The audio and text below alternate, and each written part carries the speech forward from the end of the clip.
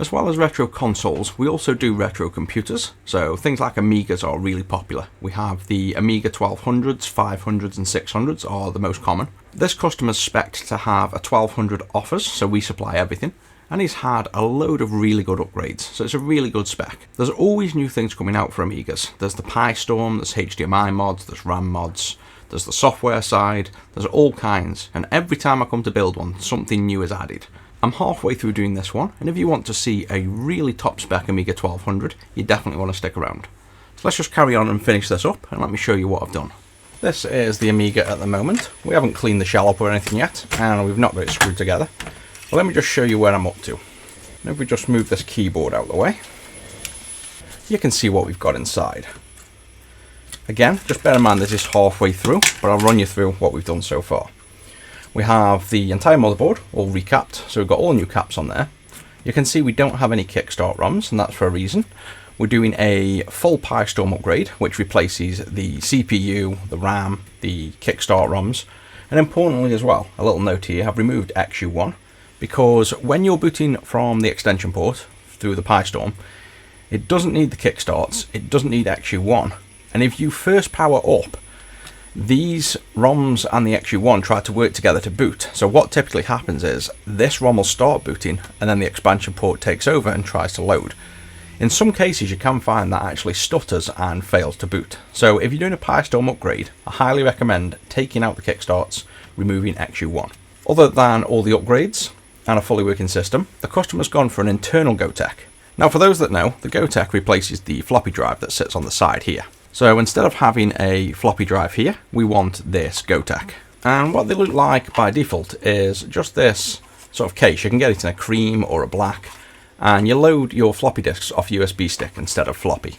And then what some people do is they'll just cut the shell, which is awful, and kind of stick it in there, and this just sticks out the side. You also then can't see the screen at the side, because you have to put your head to the side like this to constantly look for what's going on, so that's another problem. You can then also have it on an external connection here for the external floppy drive, but that causes issues with loading from a secondary drive for some games.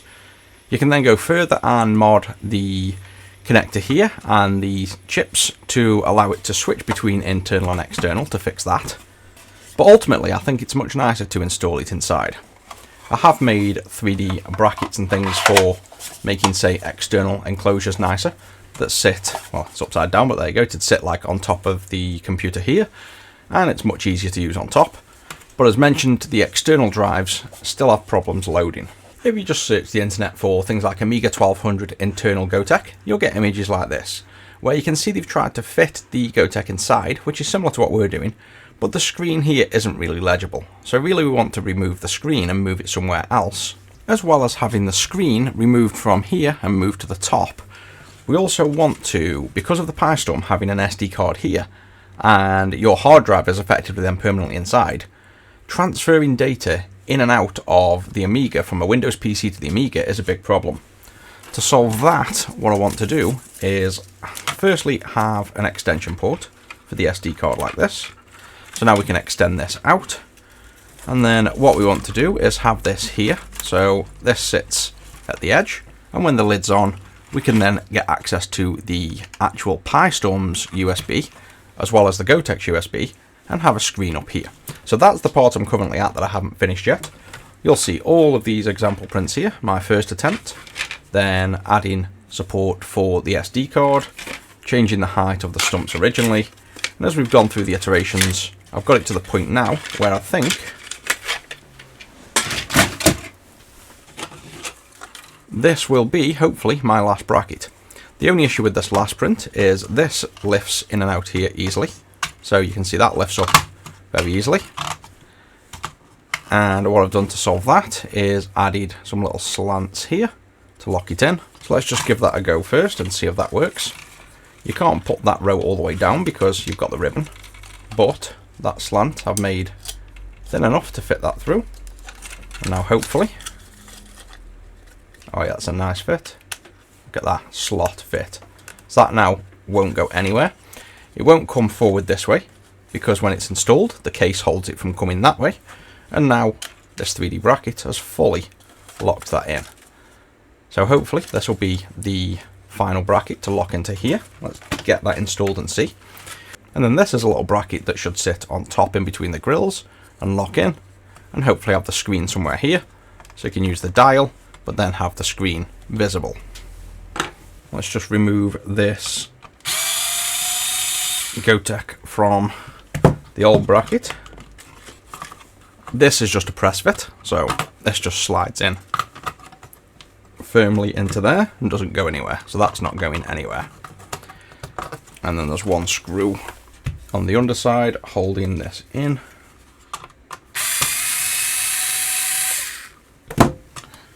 And if we remove that, we can now take the old bracket out and secure this new one in place. And that's the new bracket screwed in these two posts here, so that's not going to move. Then we want to slide the switch back in there, and that's really firm now, so that won't move. And then the same with this, we'll lock it over these two tabs.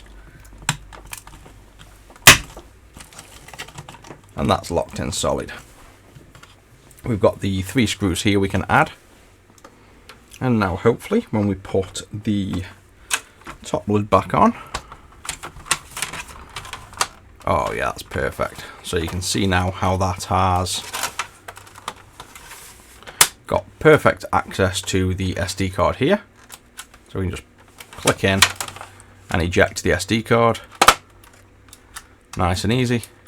You got the USB there, which allows for the USB to just go in and out nicely for the Gotek.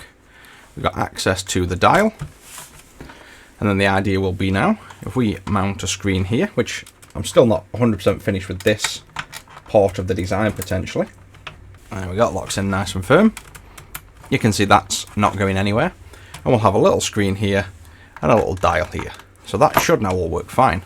I've just got to wire this in with some wires and poke it through these little grills. And what I'm doing here is just soldering 4 wires to this header, which is the 4 wires we need for the screen. And then we just want to pass the wires through the shield here, or through the plastic, so that we can then get this assembled. And the last step is to click this between the grooves, and there we go. That's a nice, awesome finish. We have all the access we need to everything inside the computer, so we don't need to go in. We have the dial, and we have the screen. So let's just check this actually works now. And you can see from the bottom how you would have no access to that SD card. So if you wanted to swap this out, you'd either have to, pull it and lift it out and get to the bottom, which isn't that hard, but this case that goes on is incredibly stiff on many of them, and you don't want to be taking that on and off many times. And it's definitely nowhere as convenient as just popping out the SD card like that. Let's just connect power up first and flick the switch, and there we go. So you can see we have the flash floppy showing here. If I insert a USB stick there, you can see we get the games popping up, and we can turn all these to go between what we like. So now that's much easier to do that and have this nice clean stock looking screen with a dial here. How much nicer is that than having to look at the side for, a screen down here? So you can use the computer just like this and super easily see that. Let's jump over to the output now. And again, this customer spec this with HDMI output. And the solution they've gone for is RGB out of here through to an OSSC on HDMI. So when we turn this on, let's just put the capture up, turn on, and hopefully I actually turn the OSSC on. So with the mouse connected, we should be able to see, hopefully, if I've set the SD card up right. There we go, we've got the workbench all fully loaded. So let's just take a look what we've got here. This just looks like a stock Amiga OS 3.2 almost, but you'll notice here the key, I've added this MU68 boot. And if we press the Amiga key Shift and Plus, and then the Amiga key and 2, you can see here we have access to the actual FAT32 space on this micro SD card here running off the Raspberry Pi. What that means is one of the largest issues you have to get content onto this Amiga from the Windows PC is now solved. We can just simply turn off this power supply, eject this micro SD. So let's just do that now and show you. And if you remember here, we have this content here, boot code command line config. We just turn off this, eject the micro SD, as simple as that. And now connect this up to PC. We'll then get this pop up, and you can see here's the folder. So if we wanted to copy something new onto here, let's say 3D Pool, we can copy this, paste it over to this normal Windows drive, take this out of the PC, connect it back up into this micro SD slot. Then if we turn back on,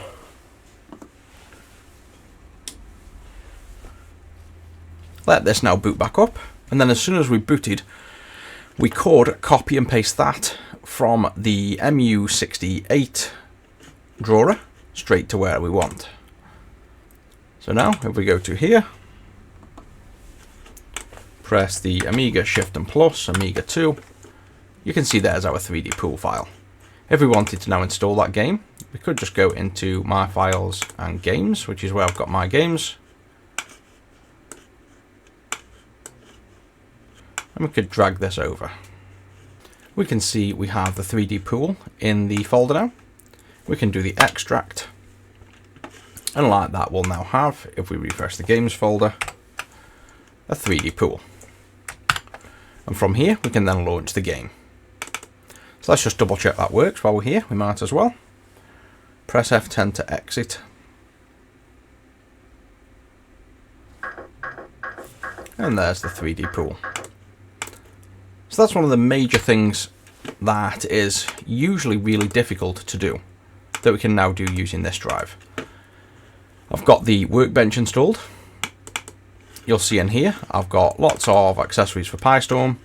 We even have, as you'll notice, well, I've moved it out of this folder, but if you notice on the desktop, this is one of the awesome features. You'll see we have a Wi-Fi config and an online.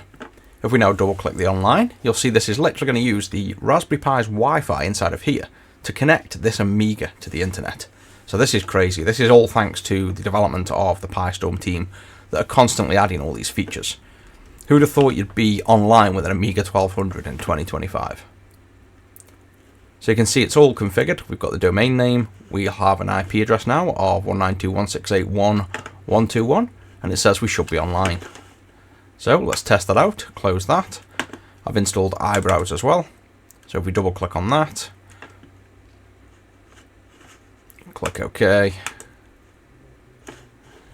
And let's try and go to Google, say. So if we expand this, go to here, type google.com, and there we go, live Google. So, dare I go to my own website, which is definitely not going to be Amiga friendly, but I'm curious. What does this do when we attempt to load Retro 6 on an Amiga 1200? And I'm guessing pretty much either this is loaded. Oh no, it is actually loading. There's no way this is going to render though. This is going to be crazy. There's the giant logo, so you can see that's going to be our 6 logo. But ultimately, you obviously would visit sites that are designed for Amiga. But you can see here's our actual website loading. And there's a big face picture of me on an Amiga. That's quite funny. So on top of the browser, if we just shut that down for now, I've already installed WHLoad games for the customer. That means they can do what we just did, which is just copy games from LHA files, extract them and run them.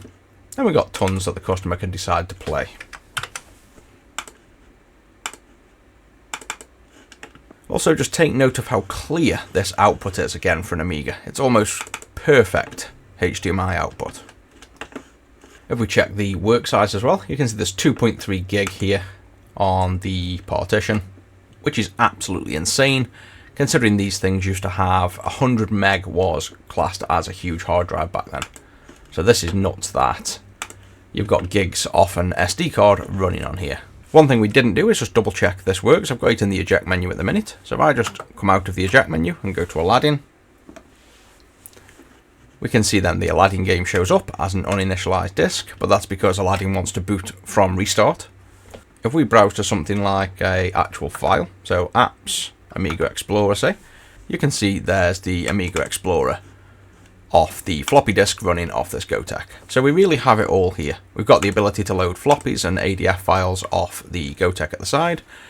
We've got the micro SD card now we can eject to dump anything onto this computer, which is really handy. We have a browser, and we then have access to do anything we want on this, so the rest is really left up to what the customer wants to do. I love the fact that every time I come to an Amiga, there's always something new I'm doing, or improving on, or there's been updates to PyStorms that allow us to do more. And if you want this fully built, we do sell these completely spec'd out. We sell them pretty much like this configuration. I always try to sell the best of the best each time. Or if you want it tweaked to your specific needs, such as a real floppy drive with an external Gotek, or just a real floppy drive on its own, just reach out to us and we can build them however you like. You can also send yours in to have these mods done, so you've got both options. That's it for this one, guys. I hope you enjoyed seeing what 2025 is bringing to the Amiga scene, and I'll catch you in the next.